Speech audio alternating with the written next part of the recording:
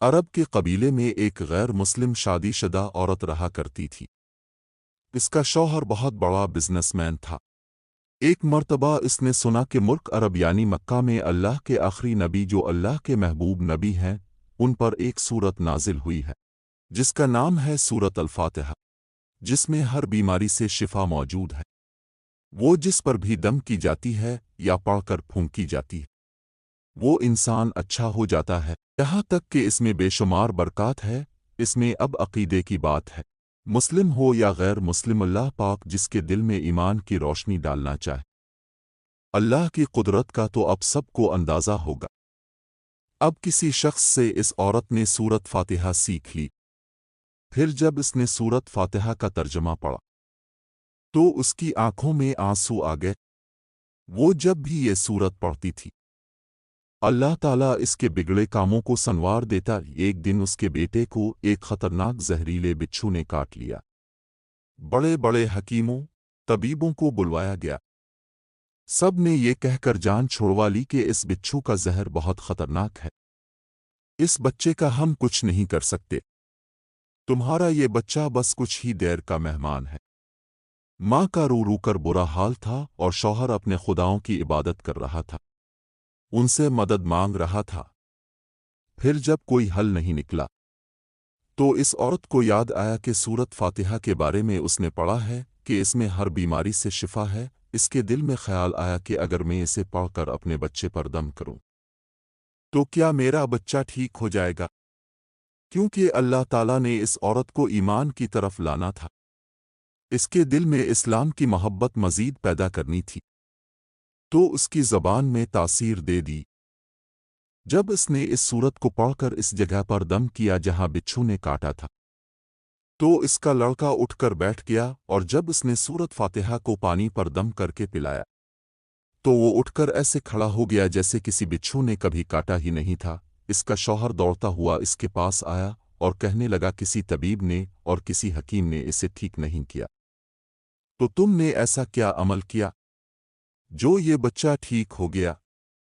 اس نے کہا کچھ بھی تو نہیں، بس ایک سورہ ہے جو ہر بیماری کو ٹھیک کر دیتی ہے، بس وہ مجھے یاد تھی، میں نے پڑھ کر اپنے بچے پر دم کیا اور اس کا پانی پلایا، تو دیکھو کیسے ٹھیک ہو گیا ہمارا بچہ۔ اس کا شوہر بجائے خوش ہونے کے اس سے ناراض ہو گیا، تم کیا جادو ٹونے کر رہی ہو؟ اس کی بیوی کہنے لگی زندہ صحیح سلامت ہے ہمارا بچہ، ورنہ ہم سے بچھڑنے والا تھا۔ اس نے کچھ نہ سنا اور اپنی بیوی کو ڈانٹنے لگا، کیونکہ اسے اسلام سے نفرت تھی۔ جب اس کی بیوی یہی عمل کرنے لگی تو اس کو اپنی بیوی سے بھی نفرت ہو گئی۔ اب اس نے اس پر ظلم کرنا شروع کر دیا، ہر روز اس کو مارتا پیٹتا اور کہتا کہ اب میں نے تیرے منہ سے یہ سورہ سنی تو یاد رکھنا تیری کھال کھینچ لوں گا۔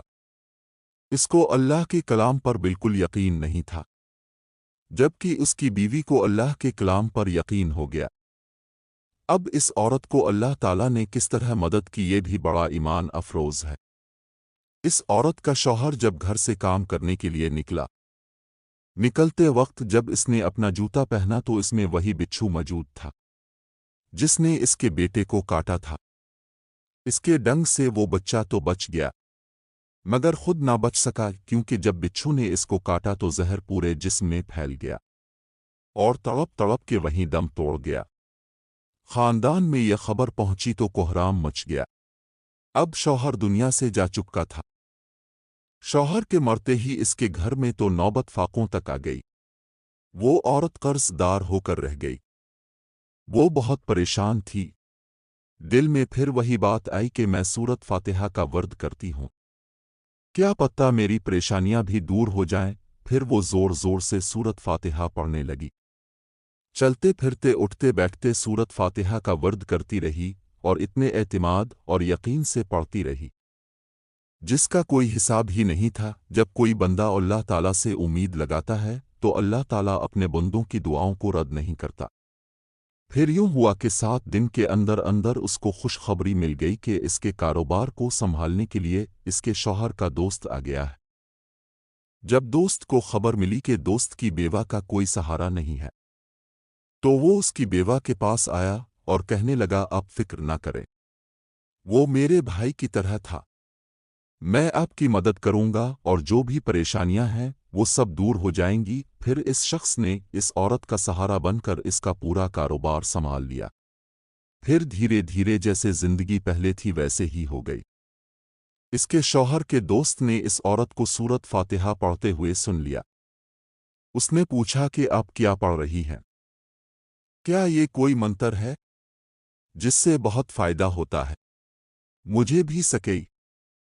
इस पर वो औरत कहने लगी, ये कोई मंत्र नहीं है, बल्कि मुसलमानों की मुक़द्दस किताब कुरान मजीद जो उनके पैगंबर पर नाजिल हुई है।